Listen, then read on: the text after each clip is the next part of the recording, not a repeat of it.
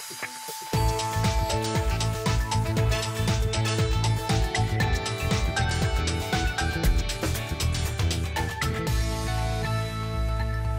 zaken dat je echt ontzettend blied van worden. Joen, een inspirerende tafel vol gelok, muziek en jongens wordt. Want ja, hoe vind je gelok? Dat is de vraag aan Sjoukie de Haas. Zij stuurt meesken daarvoor de strit op. En de Bogeman Big Band, die bestaat alweer 30 jaar. En wij vieren het jubileum met dirigent Orne Oosterhaven. Goeie welkom bij Bient op de dag dat in Friesland de opvolger van de Formule 1 lanceerd wordt.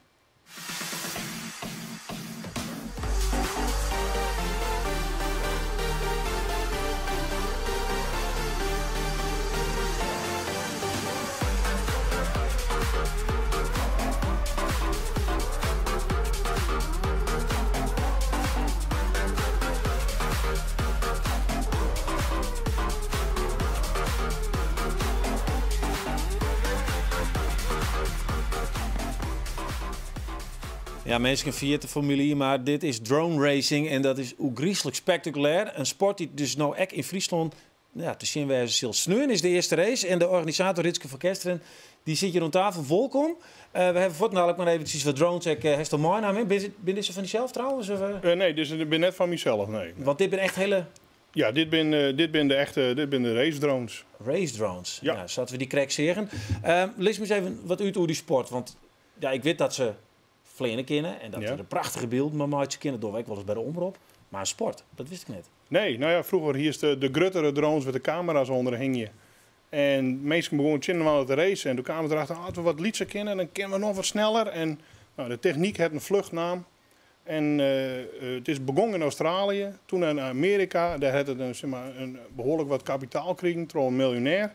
En ook gaat het door de hele wereld heen. Het is de snelst groeiende sport in de wereld. Ja, dit is Amerika, dat doen ze dan in zo'n voetbalstadion, hè? Ja, dit is de Drone Racing League, nemen ze dat. Dit is een voetbalstadion. En wat doen ze dan hier? Dan gaan ze echt naar binnen, hè? Ja, ze gaan naar binnen en dan hebben ze een circuit uitzetten en dat moet die man dan volgen.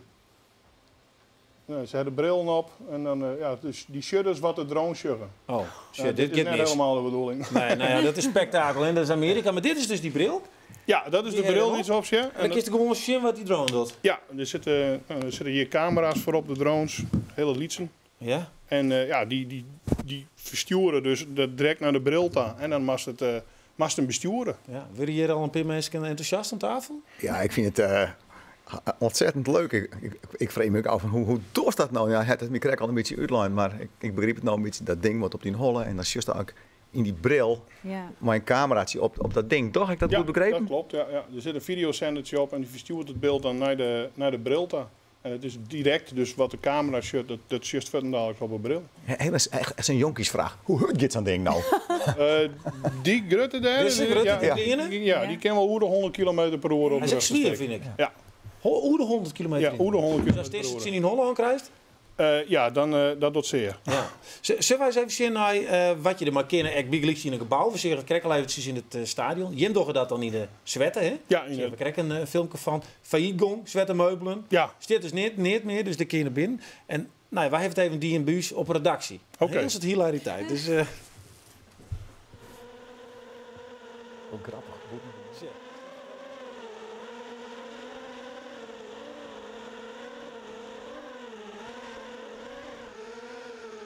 Dit is echt fijn. Dit is het.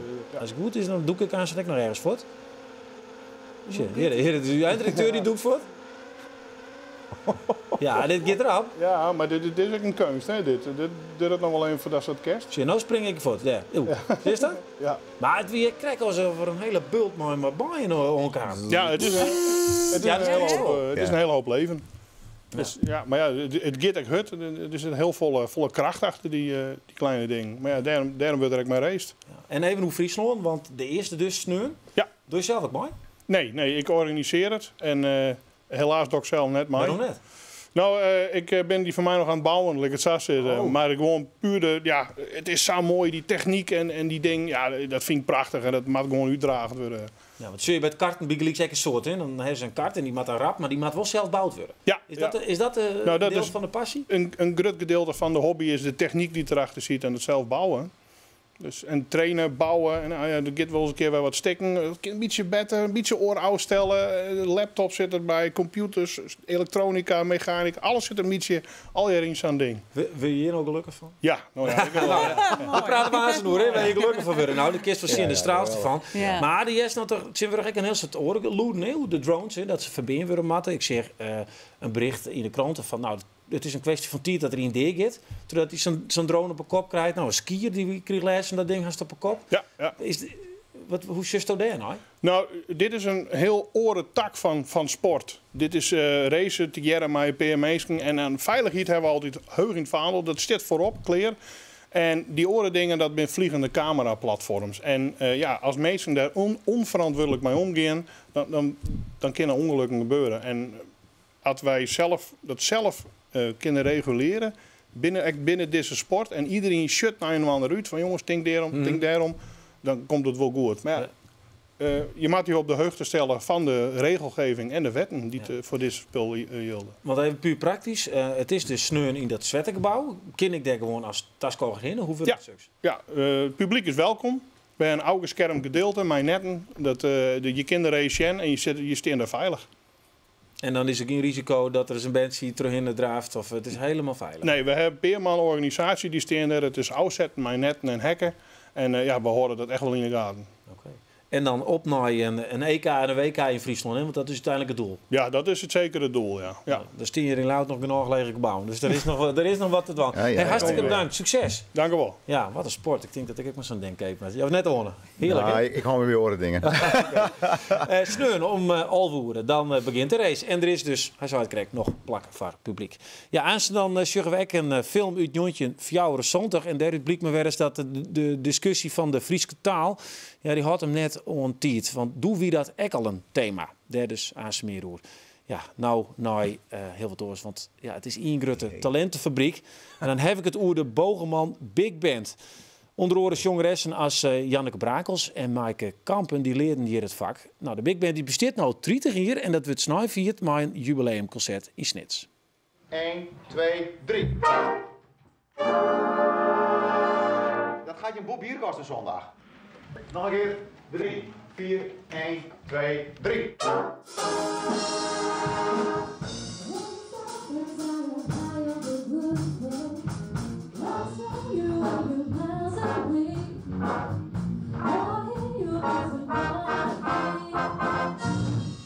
Nou jongens, ik heb wel een klaar.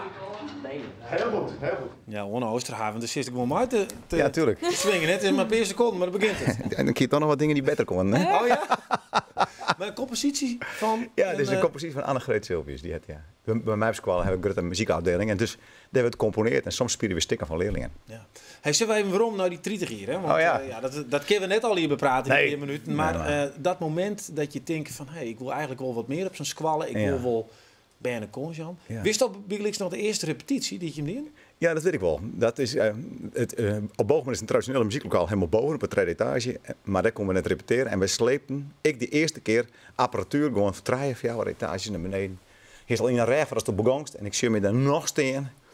Maar Jacco Talman op de drums en Marieke. Nou, neem al die namen maar op. En ik denk dat we waarschijnlijk Fame spelen. Of wat. Nou, neem dat soort nummers die toen inwien, zeg maar zeggen. En waarvan ik dacht, nou, dit spreekt die band wel aan. En dat bleek ik direct raak, want we zijn nooit weer ophouden. Nee, maar wie doe ik genoeg bij je? Ja, ik weet nog wel. Ik ben in 83 begonnen en ik heb 2 jaar een beetje inval, een stage rond en toen werd een betellenbaatje. Maar in 84 kreeg ik een baan op Bogeman. Net helemaal vol slijn. En toen begon ik met het orkest en eigenlijk binnen wat maanden weer dat vol. En organiseerden we aan het eind van dat jaar het eerste Bogeman Big Band Festival. En daarmee is het instituut binnen. Ja, is dat gevoel toen al? Dit cool als wat grutter worden als alleen nog wat leuks? Ik denk dat ik zelf zo begeesterd en zo enthousiast weer dat ik daar nooit aan twijfel heb.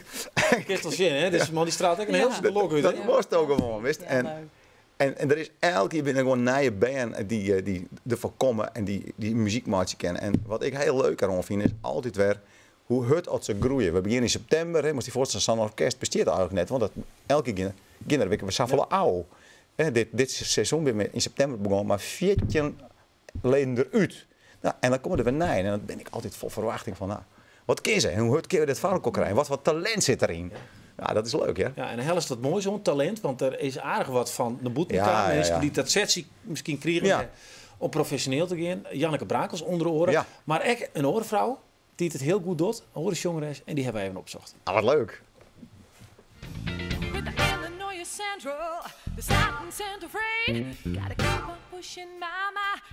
Ik heb een plakboek en er zit een foto in van de Bogelman Big Band. En ik zie eronder schreeuwen, dit is de Bogelman Big Band. Het is mijn droom om daar ooit bij te mogen zingen. Dus ja, het wie het heegt helbare, ja. Je oorwerk voor u rinnen, zonder zin. Jammer in hoor. Er gaan zoveel dwarren in en de komst op plakken west normaal nooit komst. Giest op tournee, giest naar het boetenloon, maar een band. En dat is al je together, dat is teamwork. En ja, dat leert hij zo vol, hè. Brengt hij een heel soort. Het hoogtepunt wie toch wel het Prinses Christine concours.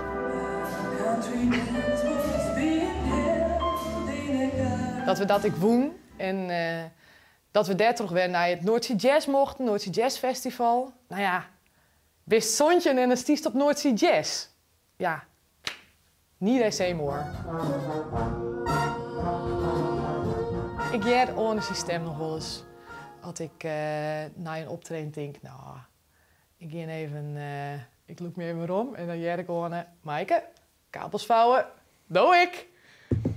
Ja, Ja, zeker. deze vrouw, daar heeft de indruk maken op haar. Dat ken het Ja, hoor. zeker wel op mij, hè? Ja?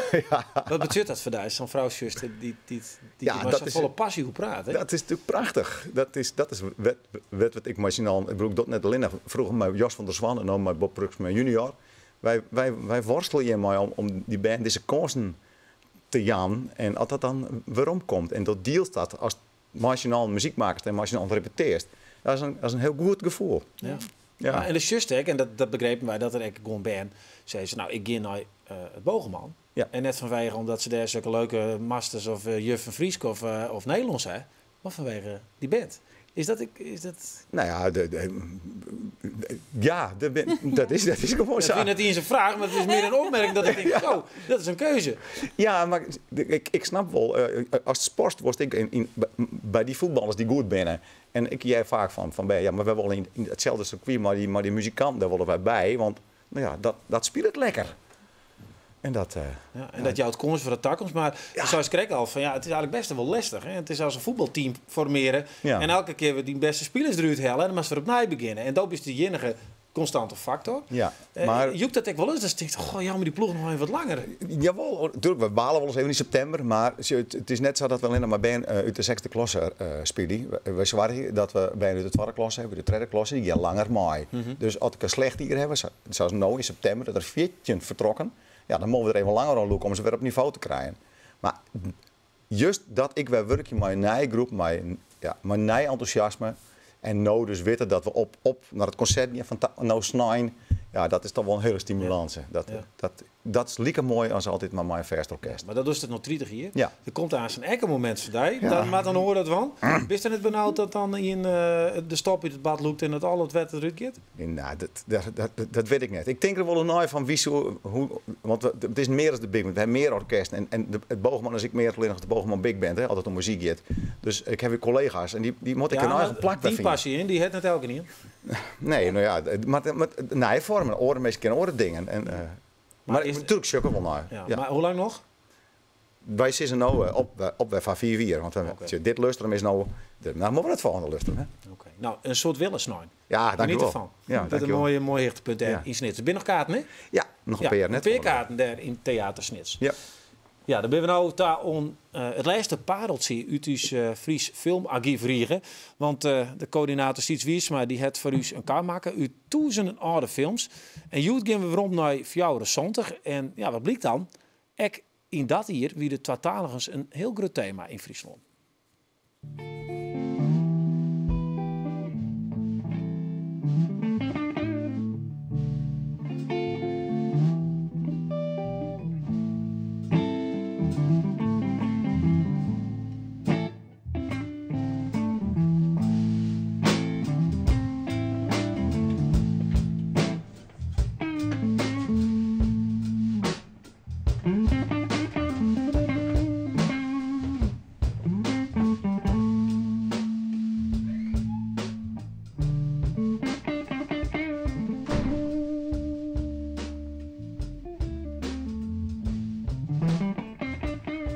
Dit is de film Ien Moele Twataal. Een film uit 1974, maakt door Bout Smit. Waarom heb ik deze film uitgekozen?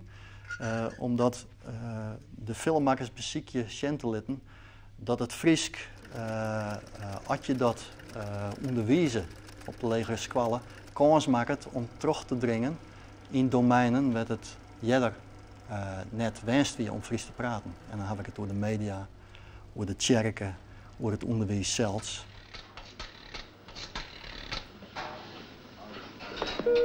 Wij te gerren in een wutleeskepen cirkel, roemte van leefde. Wij spegelen in borgende veiligheid. Ja, dat is wel heel nieuwsgierig. Als de mensen Fries praten eerst in de film, dan wiekt dat net zo vol af van hoe het mensen nou op Fries praten. Serieus jongens, en yes, je de trekker.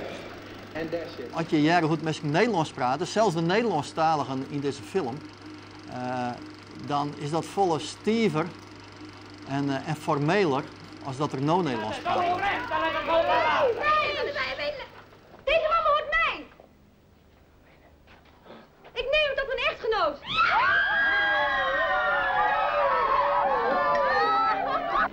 Ja, goed. Ik vind het Fries wel erg mooi om het te horen. Ik vind dat je het ook wanneer je in Friesland woont zeker moet kennen, moet kunnen verstaan. Omdat het erg belangrijk is wanneer je met oudere mensen op zou willen spreken. Dat vind ik wel heel mooi om te zien. Dat het Nederlands hem eigenlijk qua intonatie en qua manier van praten volle meer ontwikkelen had als het Fries. Wat misschien al volle dichter bij het volk laai doet. Nou, Andries, ja, dat wist alweer, hè? Wat zoekt hij, jongen? Een poesje, poesmadaka. Prachtig, prachtige beelden. Ja, wat zou er van Andries Wudden wezen. Bedankt in ieder geval, Siets, voor die prachtige beelden. Ja, de collectie van het Fries Filmarchief wordt op dit stuit dus gedigitaliseerd. En van juni binnen de eerste films digitaal te bezien op de website van het archief zelf. Ja, een massage, een lekker bakje koffie, mooie muziek. Het zijn al die dingen dat je gelukkig van willen kennen. En dit weekend wordt in Ljouwert voor het eerst de geluksroute houden. Mensen dealen daar haar geluk om zo nog meer mensen gelukkig te maken. En Sjoukje de Haas, heeft het georganiseerd, hè? Ja, die geluksroute. Dat is dus in Ljouwert. Ja. Wij zullen eerst even naar heel tafel in hier wie dat, om te zien hoe dat dan is. Hè? Want, om een idee te om krijgen. Een idee te krijgen. Ja. Zo, ja, u ook. Wilt u ook een gratis knuffel? Hoi.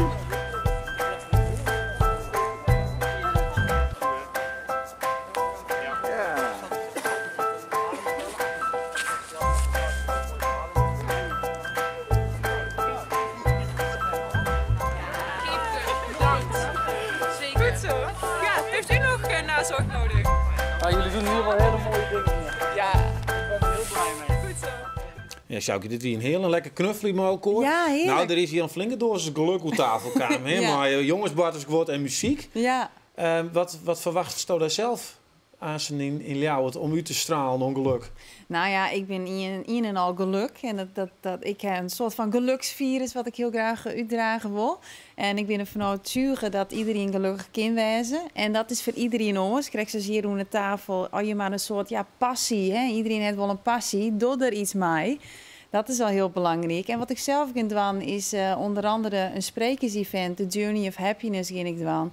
Waarin er al sprekers vertellen over hun verhaal, hun reis naar geluk. Dus mensen die het een oor stimuleren kunnen zeggen, maar dat geluk Ja, ik. Ja, dat ben ik in zelf bijvoorbeeld een gesprek en ik heb zelf een depressie gehad. En waarin ik dus echt ongelukkig was. En nou dus heel gelukkig. En dat is toch het verhaal in de holle eigenlijk te verhoren. Want heel vaak heb je negatieve stemmetjes of dat je denkt, ken ik het wel? Maar is dat duidelijk maatje wat er onder wie? Nou ja, ik op mijn 22e een zware depressie. En ik woe toen ik naar verder leven. En toen is op den duur is mijn reis begonnen van dat ik ergens wel voelde van ja, maar er is meer. Dus ben ik op onderzoek gegaan van al die dingen, van boeken lezen, al die dingen. Happiness. Ja, natuurlijk, ja. En toen heb ik 2 jaar in 2014 rek ik bijna weer in de depressie.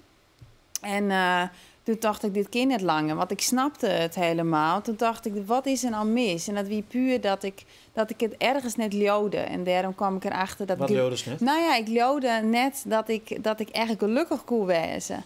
En dus toen dacht ik, ja, maar ergens leeuw ik het wel. Maar waarom hoe zit dat? Nou ja, omdat er dan in bepaalde gedachten in mijn holle wie die al hier negatief hoe mij praat. Van, ja, best wel goed genoeg, kist het al je wel. En wie denkt dat sto bist om dat te doen.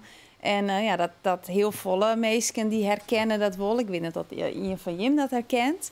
Maar heel volle die, ja, kinderen willen een bepaalde iets mee. En ik hier dat op dat moment dat ik weer richting een depressie ging. En toen heb ik door middel van onder andere hypnose heb ik dat oplost. En dat doe ik zelf ik. Dus, en nou ben je al in een constante staat van geluk? Ja, ik ben eigenlijk wel in een constante staat van geluk. Daar wist er vreselijk wurg van. Nee. Maar dat kind toch helemaal net? Nou, ik heb begrepen dat geluk een momentopname is. Nou, ja. Een mooie goal, dan is het even gelukkig. Ja, maar dan is dus de naitaal leven. Maar dan kies in het hier en nu kies juist gelukkig wezen. En dat is ik de reis. Dat krijg zoals een vlieg. En als ik zeg maar wat, dat was naar New York.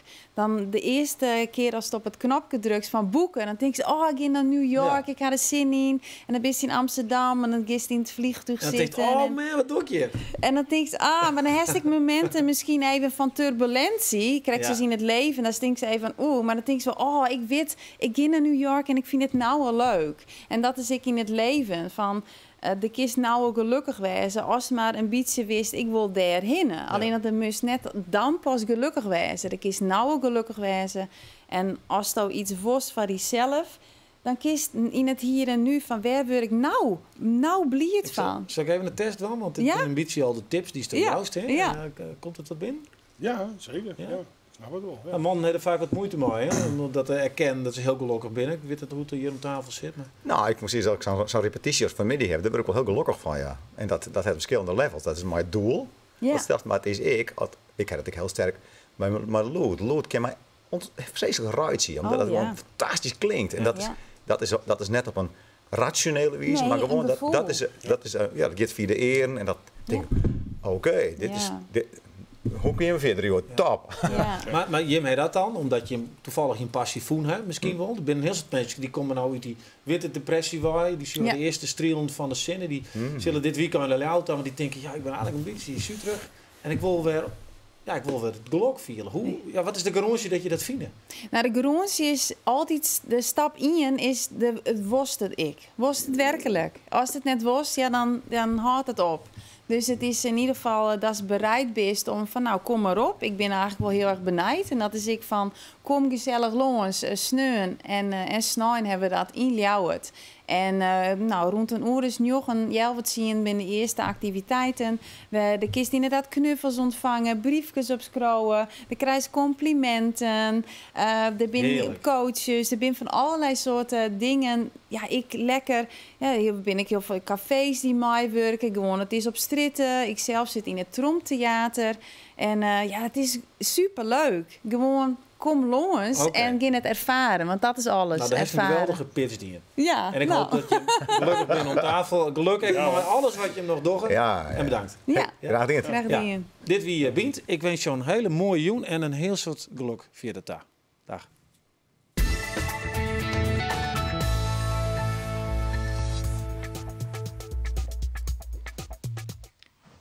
Schat, ik moet je wat vertellen.